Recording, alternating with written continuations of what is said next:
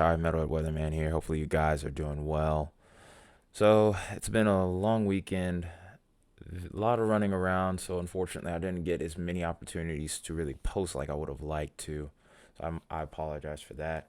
Also, right before we get into the video, I tried to drop a little bit of a mini documentary talking about the tornado outbreak last year that ended up hitting the Quad States region. Just let me know what your thoughts are on that.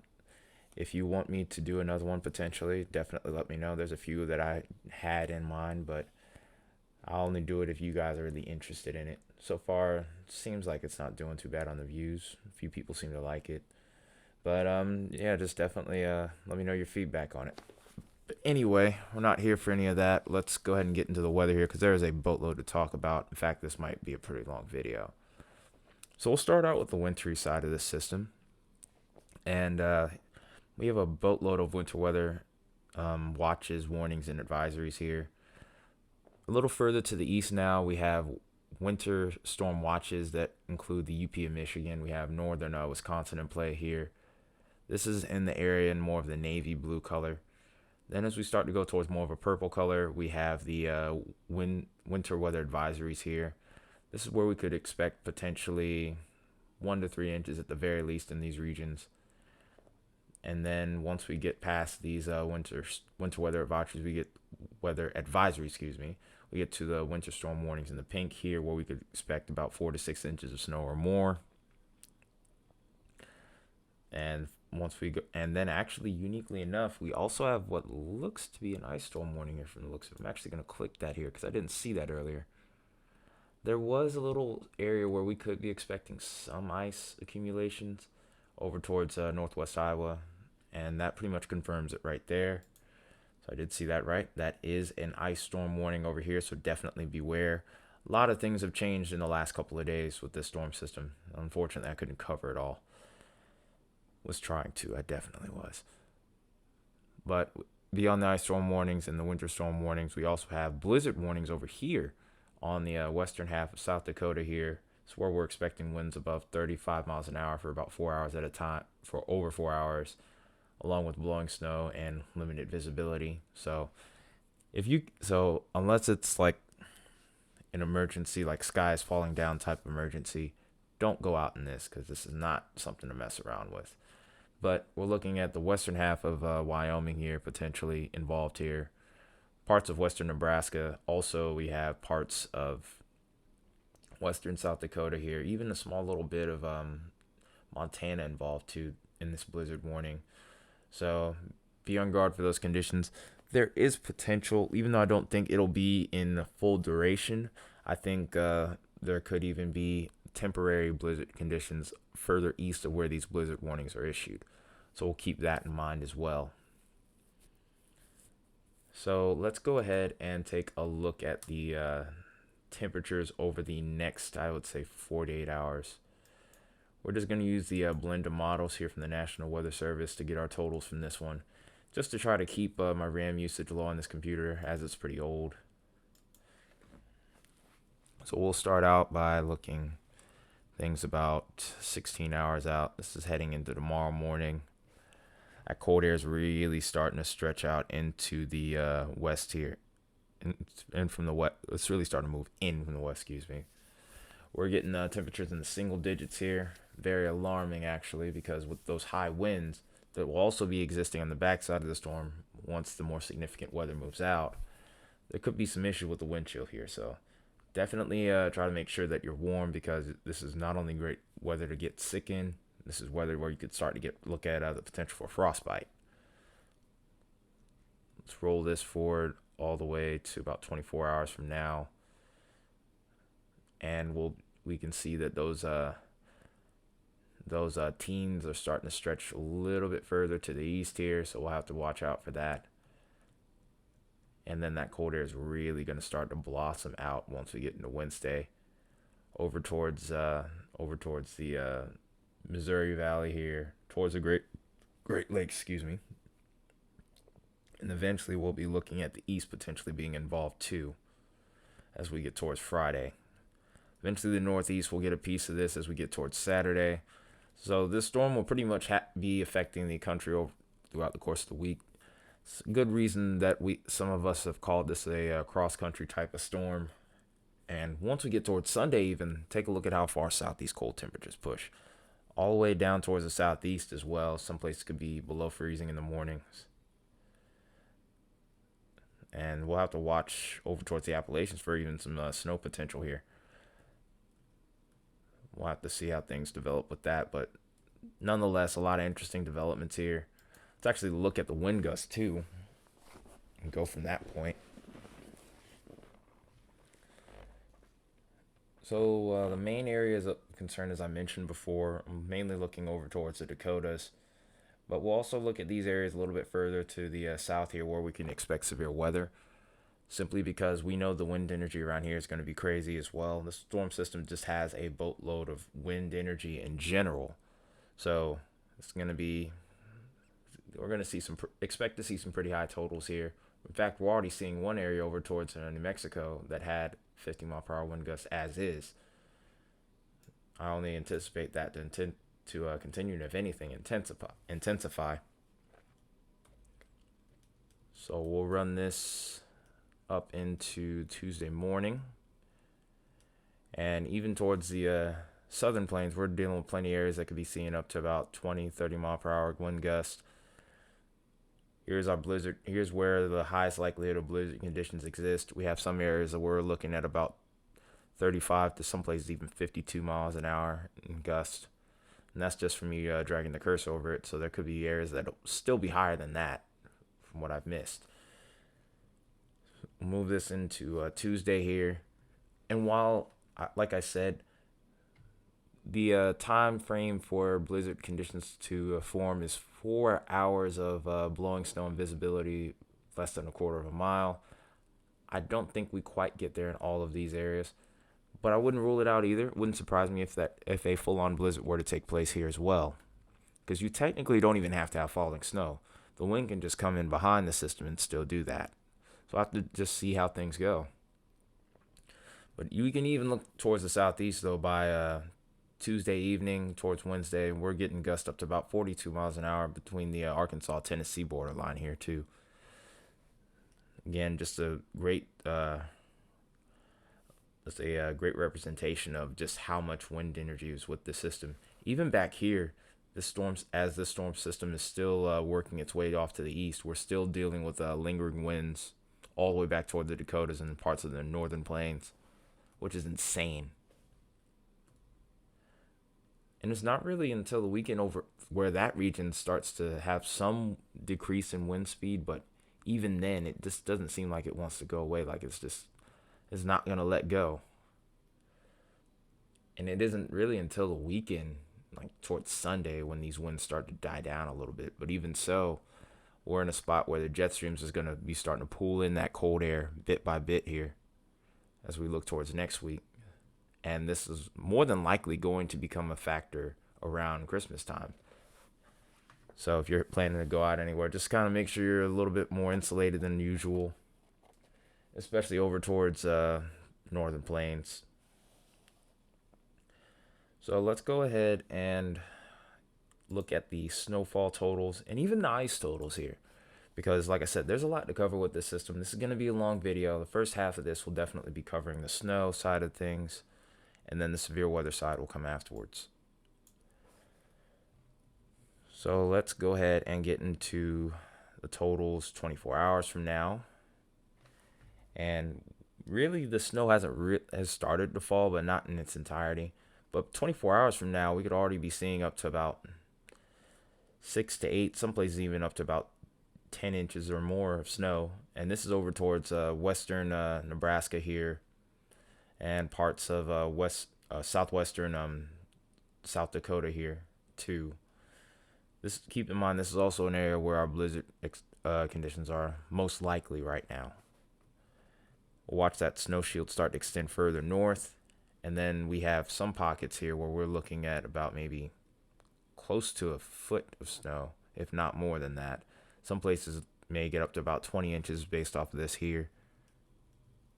And then we'll watch that snow shield expand further. We'll see some areas that are likely to get about 6 to 8 inches, maybe more than that. and we'll watch that start to extend further out to the east. We'll even look at the Ohio Valley starting to get into the action here. Great Lakes are looking like they'll get up to about maybe about 8 to 10 inches, possibly even in some spots. And then as we go further off to the east here, the snow's starting to pick up around here, and this is getting towards the start of next week here. There's some areas, especially towards the Adrianex, I think that's how you pronounce it, Adrianex, where we could be looking at about almost 12 to 14 inches, some places even 16 inches of snow. I remember I had a viewer comment on that and asked the question, so here's the answer right here. Just this storm alone will give you a foot. There could be other storm systems on the way too, but that we got to get through this event first before I can cover those. But we can see here towards the northeast, a lot of areas are going to be getting a pretty good dose of snow here. This does have the look of a coastal storm as well from what I had seen on the last vorticity maps. But we have this little system that comes in behind it and draws in even more snow. The UP of Michigan looks like it's going to be slammed here. It could be about 2 feet of snow potentially here at some point. And then the secondary system comes in, brings in even more snow for the northeast. Some places could get up to 2 feet here before Christmas. So basically, I'm going to go ahead and say this in advance. I'm going to draw a line right about here. And if you end up falling north of this line, you are likely to have a white Christmas already, just about guaranteed at this point. We have to have the warm-up to end all warm-ups in order for you guys to have your snow melt. And I just don't see that happening in the long range as of right now. Okay, so now that we've gone over the wintry side, oops, wait, no, we haven't. We need to cover the ice. So, again, we mentioned it earlier in the video where the ice potential was greatest. It was going to be more towards Iowa, parts of eastern Nebraska here as well. So we'll just go ahead and cover that real quick. We won't read too far into it because there's no real certainty for any following systems after this one. All we do know is the high potential with this as of right now. All right, so we're going to move the mouse out the way here. We're going to start moving here. There is some ice potential a little bit further into eastern South Dakota here, but of course the highest likelihood and the greatest total looks like it's going to be over towards the Iowa-Minnesota line. We could get a 1/4 inch of ice here, which is relatively dangerous because that's sufficient enough to knock out power lines. You can ask everybody that I've known, or just you can ask somebody on the street, clearly that if you were to pick between snow and ice, everyone picks snow because ice just makes everything just that much more dangerous. We'll see if these totals increase anywhere else, but I think that's going to be the worst of it. There is a little region over towards West Virginia that it will end up getting some potential for ice. We could see up to about 2/10, maybe close to that 1/4 inch mark of ice. So power outage could be possible here if that trend were to hold. But beyond that, there's nothing really going on with ice as of yet. With these later storm systems, we're going to have to just wait and see.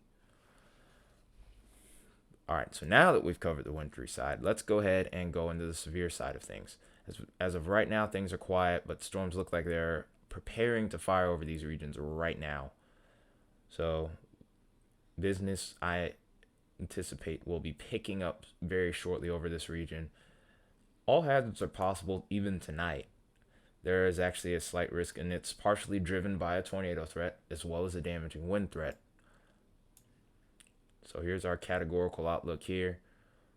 We are stretching all the way from West Kansas right here, all the way as far north as Colby, Kansas, all the way down towards just north of Abilene, Texas, and areas in between that could be involved too.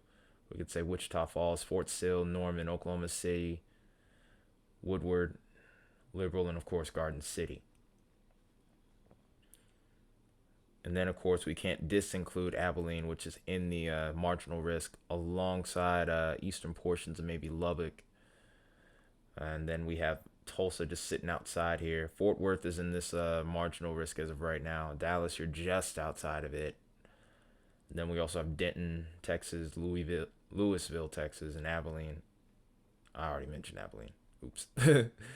Oh, Wichita's actually in that marginal risk as well. Again, all hazards are possible. We'll look at the wind threat here, starting out, if it'll load. Okay, there we go. 15%. Pretty much highlights our slight risk area. And then, of course, the 5% is our marginal. But main areas I would be definitely concerned with areas just a little bit to the west of Wichita Falls and Fort Sill. I think that's where the greatest potential for severe weather is early on, including a discrete supercell mode where some tornadoes could be possible early before we start to trend over towards more of a linear event. The damaging wind threat will start to take over as the dominant threat. We'll look at the tornado threat, and it's not very dissimilar at all, to be honest. Again, pretty much the same deal. I'm saying Wichita Falls, Fort Sill probably has the best dynamics for tornadic activity. And then as we look towards the hail threat, it's relatively marginal. I think this will be a little bit further off to the west starting out.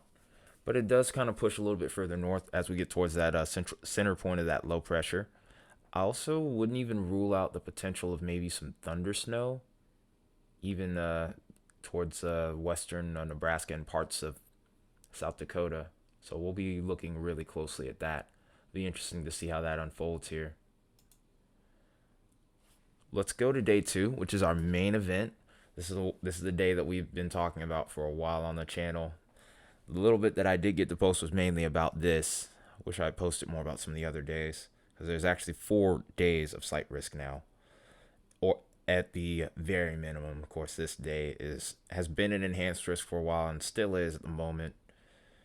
We have the enhanced risk around Louisiana. It's stretched a little further back to the west now too. We can include Lufkin, Texas in there as well. We have Alexandria as well.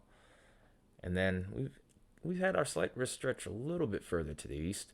We now have Jackson involved in that. Louisville, New Orleans involved in that. I don't know why I was about to call that Louisville. Wow. Greenville, you're in there as well. We're just to the south of Memphis on that. So you guys are in the marginal. Same with Little Rock, just to the south there. This is just to the east of Norman, but we now have Dallas, Waco, Fort Worth involved in that slight risk as well. And then even in the marginal, you can't disinclude areas like Norman still being in there, Houston, and maybe, just maybe, depending by what time of night these storms were to come through, we can even look at Mobile. Again, this is mostly going to be led by a tornado and wind threat. Here's our tornado threat here. We actually have a hatched risk within the enhanced area, within the 10% region, which depicts a likelihood of strong to violent tornadoes within 25 miles of a given point. Covers our entire enhanced risk area. But our slight risk area is stretching back pretty far. Norman's almost in this as well.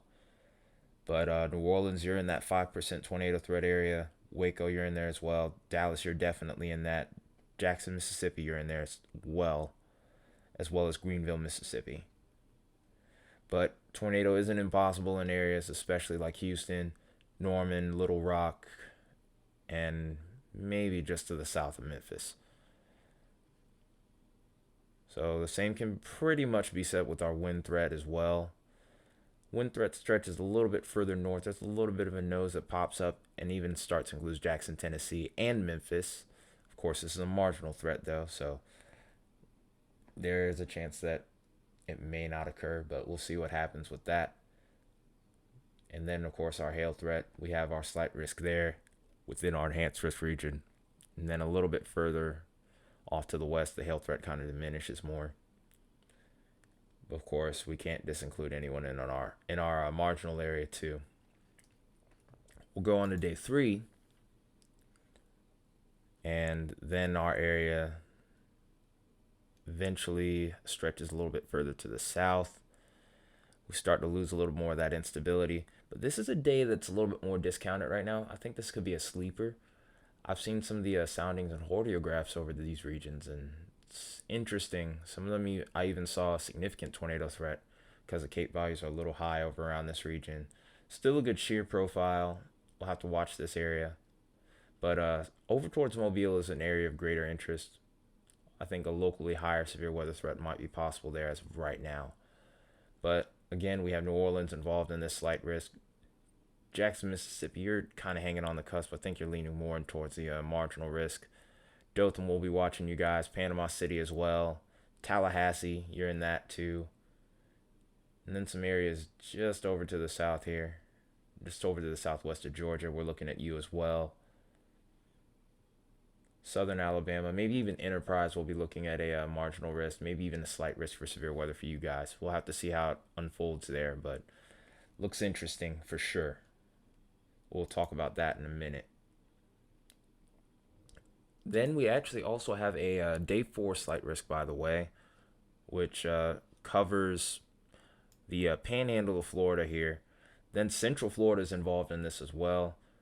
Pretty much from Jacksonville all the way towards Fort Myers, we have a slight risk for severe weather.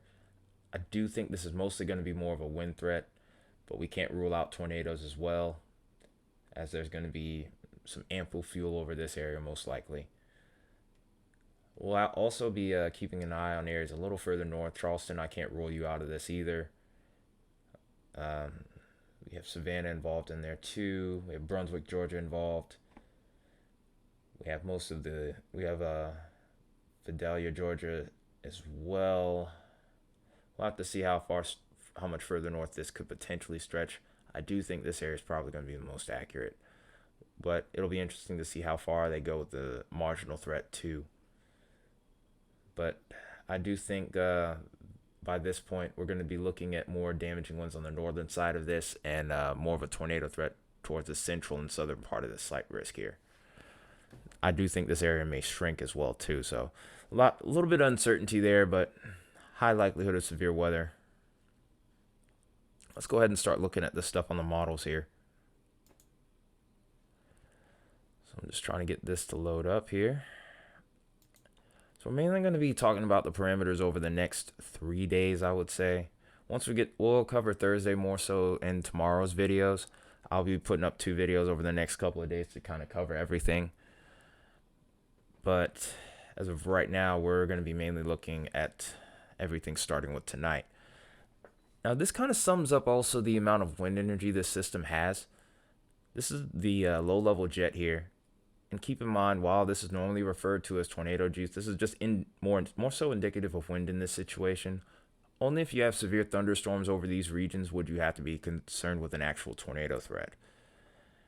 This becomes more prevalent in the overnight hours tonight, but over in this region here, this is where I'm a little bit more concerned about a tornado threat, as we especially over towards the Wichita Falls area. That's an area that I'm a little bit more interested in.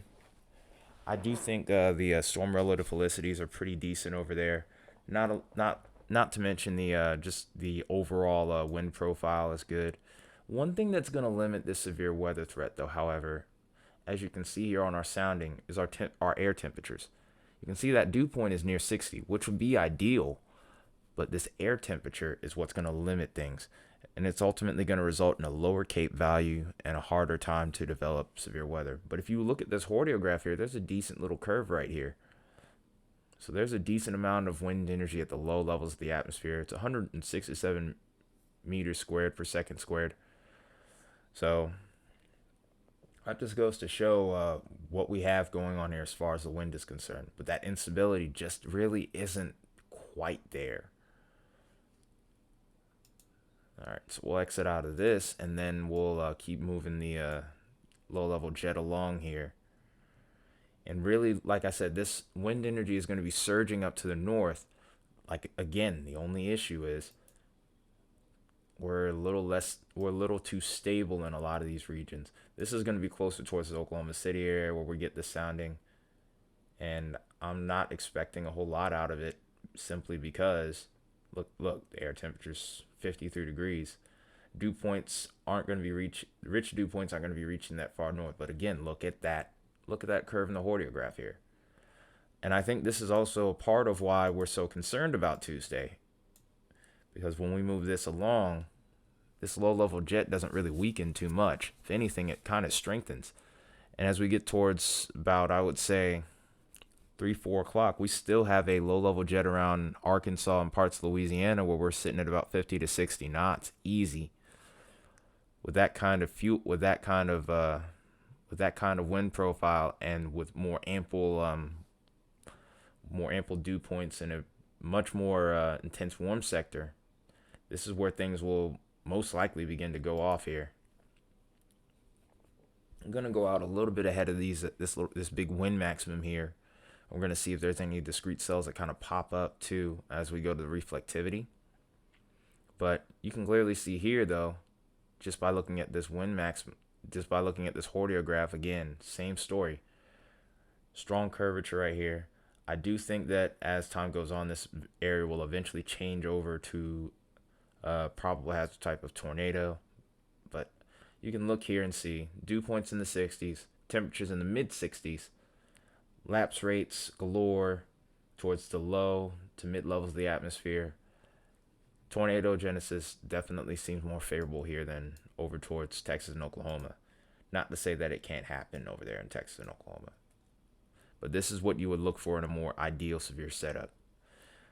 I do think that this eventually turns into a QLCS where we could probably be seeing damaging winds and tornadoes, but we're also going to have to look out really closely for the threat of prefrontal storms as too, because with that upper level forcing being a little bit more subtle around this region, I do think that a few discrete cells can happen, and those are going to be probably the most dangerous storms starting out. And you can almost even look just by this low level jet here eventually that this becomes more of a linear event. But over here is where I saw something really interesting. I'm not sure if I can remember which hour it was a while back, or if that's still even on the model run here. But I did see a PDS tornado type over towards Mobile. I think I clicked a little too far north. I'm not going to try too hard to find it. But you can almost see right around here, there's like a little bit of a wind maximum that pops up here. I'm going to try one more time to find it. I do think at this time, it's not going to be there. I don't think so, but we'll see. Nah. I clicked the wrong one. Oh well. I mean, you can still see, just based off of this sounding and hordeograph, though, still, environment's pretty ripe. Look at these wind barbs here and how they're turning in different directions, especially towards the low levels of the atmosphere. That's just saying a lot about the wind energy with this storm, how much vorticity is with this storm, just how intense this storm is overall. Actually, I think I might have found it here. It's going to be right about there. So we get into late Wednesday night. Maybe. I'm just irritated I can't find it. If you look at the storm helicity, though, that could lead itself into something more significant. EF3 could be possible with this, too. But 302 meters squared per second squared, that's no joke. The Cape values are pretty impressive over this region as well. So Wednesday night's going to be pretty active as well. It's going to be interesting to watch how all that unfolds. And that's the end of our model run. We'll be looking over towards the Florida Panhandle come Thursday morning. So let's go ahead and actually look at some more of the severe weather parameters here. Here's our Cape values here. We're not going to really go over soundings at this point. I've already covered enough, and this video is probably already ran pretty long here. So this is pretty much a summary of everything that we've talked about here with the Cape. Relatively limited over here towards the southern plains. This region seems like it would be a little bit more favorable, albeit not by much. Temperatures aren't really going to be there for severe weather, I don't think. So that'll limit the hazard types. And we'll go ahead and just quickly kind of lock that in real quick. Oh, wait a minute. Hang on a second now. We do have a hazard type of tornado right here, and this is nocturnal. So that's a bit dangerous. And especially considering where I clicked that at too. This is getting towards populated areas in Texas as well. This is towards 08Z. This is about 3-4 in the morning. So from the looks of it, the warm front is going to start to rise around this point. It's not going to quite make its way towards Oklahoma City from the looks of it. So I do think like I said, the greatest severe threat will be a little further to the south. And we'll watch that Cape really start to pick up by tomorrow here. NAM's a little bit more conservative with it, but over towards these regions here, a little further south, I think those higher Cape values are going to mean a lot of trouble here. Interestingly enough, this also looks like we're a little bit further back with these Cape values here too by early afternoon. So we're looking towards southern Texas at this point. Probable hazard type is still tornado. Very rich dew points at this point. And we're starting to get some pretty high significant tornado parameters. Very high helicities. Could be a dangerous day tomorrow. That pretty much will sum it up. And this is over towards western Texas, where the dynamics aren't even as favorable as what they would be by the time we get towards Louisiana. We're not going to keep looking at soundings. And then I think it was this point here by Wednesday evening where we started looking at the potential for dangerous tornadoes around here. Like, it's just bothering me that I can't find it right now. Or maybe it's here? Nope. It was a good try, though. Anyway, it's towards the end of the model run here. You can see even as we get into Wednesday night and early Thursday morning, Cape values are still going to be very high over towards the Florida Panhandle and southern Alabama. Have to watch this area really close tomorrow for all hazard over the next few days for all hazards. Just a lot to keep up with here. But anyway, let's go ahead and look at the storm, the bulk shear here real quick, and then we'll move on to reflectivity and we'll wrap this one up. Because one other thing I want to mention here as we're looking at the severe weather parameters is these storms are going to be dropping rain over a lot of areas that have seen a lot of rain over the last 7 to 14 days. So the flood threat's going to definitely be on the high side, especially as we move further and further towards the southeast. So here is our bulk shear outlook right now. So not the most favorable of values as we go over towards Oklahoma City and northern Texas.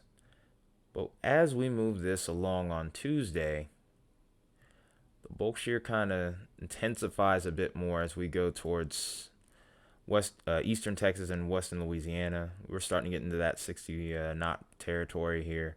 More than sufficient enough for tornadic development. Same can be said over towards northern Louisiana. I keep on clicking soundings like an idiot. And then as we go towards Wednesday, this stretches off a little bit further towards the south. I do think that further behind this storm, there could be some really high wind gusts. In fact, there's a point where there's 108 knot bulk shear, but we don't have to be concerned with this because by that point, the severe weather threat is going to be well off to the east. So this is a look over here on Wednesday afternoon over towards our Wednesday slight risk. We're getting towards that 50 to 60 knot mark again. And then we'll move this through and into Thursday, and we have a little maximum that pops up here towards South Georgia and the northern panhandle of Florida. I'll have to watch and see what that ends up doing, but some areas over there are looking like they're going to be at, there's even a spot where there's about 73 knots right now. That's alarming. So even though Tuesday is the enhanced risk right now, we cannot discount these following days as well for the high potential of severe weather with all hazards possible, really. But let's go ahead and take a look at what the radar could look like. I'm just going to set it to play here. This is about the time that we're at right now. And this is when the snow will start to fall, especially once we get into the overnight hours over towards this area. Severe weather probably starts to pop up right around midnight, if not just a little bit after. It's mainly going to be a linear mode. A few tornadoes could be possible early. And then as we go towards the afternoon tomorrow, we have a linear storm mode, but you can almost kind of see there's some convection out here ahead of it. And this could end up popping off some discrete cells, and these are the ones I'm concerned about producing the strongest, maybe even some violent tornadoes. Here we are on Tuesday. Our snowstorm and blizzard is going into full effect here. Here's our ice storm going on right now. And I think Wednesday night, that's when that picks up there. Then as we go towards Wednesday afternoon, here's our linear mode starting to break up here as we start to lose the instability. But over towards the southern end of this, that's when we have to really pay attention. A little bit of a low pressure pops up here. So we get some more Gulf moisture pulled in here. Temperatures get a little bit warmer here, so this is where severe weather is going to be more likely. And at this point, snow's still falling around the Dakotas right now, around Montana, around Wyoming, and parts of Nebraska. But the heaviest of snow will probably be over by this point. As we get towards the end of Wednesday night and into Thursday morning, this is when we'll start to see the rain start to settle in towards the southeast. It's this area right here from the Tennessee Valley and starting to creep into the Ohio Valley where our flood concerns are a bit higher. So, and keep in mind, this is over the next 3 days. There's more chances of rain even after this system comes through. So we'll have to watch and see how things progress with that. But if we were to look at the quantitative precipitation, which we will in a moment, coinciding with the excessive rainfall outlooks, we'll clearly see that there is a particular bullseye where the flood threat's going to be highest. So far, it's only slight risks that have been issued, but I will not rule out the potential for a moderate risk for excessive rainfall to be put into play here. Because even if some of these areas don't get severe weather, the likelihood of heavy rain with these storms and showers just going over the same areas over and over is high. So here we are with our day 2 threat. We can clearly see here where our slight risk is. We're looking at parts of Mississippi, Arkansas, and Louisiana in play. Parts of eastern Texas included as well. This is including Alexandria, Shreveport, also Jackson, Tennessee. No, Jackson, Tennessee is just outside of this one. That'll be day 3, but Jackson, Mississippi, you're involved in there as well as Greenville, Little Rock, you're in there as well. So not only are we looking out for the severe weather potential, but flash flooding is definitely a big deal in this one. Day 3 is where I'm really interested because I think over in this region, I think a moderate risk could potentially be put into place here. I'm no expert when it comes to flooding though, so I'm not gonna try to act like I am. But if I were a betting man, I would say right about here. Maybe even as far north, maybe even as far as Atlanta, some areas a little bit further to the north, because we've gotten a lot of rain over here too. So we'll have to see how things progress with that. But when we look at the totals, it kind of coincides with it perfectly. We'll just go all the way to 60 hours here. And this is by the time all of our rain will be done here. And you can see the swath right here where we're looking at about maybe 2 to 3 inches being expected over the next 60 hours in this part of the Tennessee Valley over towards Mississippi and parts of Alabama here. It's this swath that we're watching really closely. But keep in mind, some of this weather will linger into the weekend too. So there could be more showers, and this could expand a little bit too. So day 4 and 5 are in question. In fact, I wouldn't be surprised to see a day 4 slight risk already. No, the same can be said for day 5 most likely as of right now. I do think that this will change though. That being said, this was a long one. I apologize, but this has been a lot to go over ever since we first started covering this storm system in particular. I'll have a playlist on this one for sure because this is most likely going to be very impactful for a lot of people. But yeah, that's pretty much it for this video. Again, let me know what your thoughts were on the documentary I did, on the mini documentary I did. Did you enjoy it? If you watched it, if you haven't, I definitely would recommend you go do that. See if I can see if I could maybe do another in the future. I'm thinking about it. But anyway, if you liked anything I did on this video, of course, as well, drop me a like. Definitely subscribe as it helps me get these forecasts, get this information out to other people. And if you haven't subscribed already, of course, do so. I post pretty often, especially if I'm not going on trips to family events. Nothing against my family. A lot of you guys are great. Anyway, this has been Tired Metalhead Weatherman. You guys have a good night. I will see you probably tomorrow morning.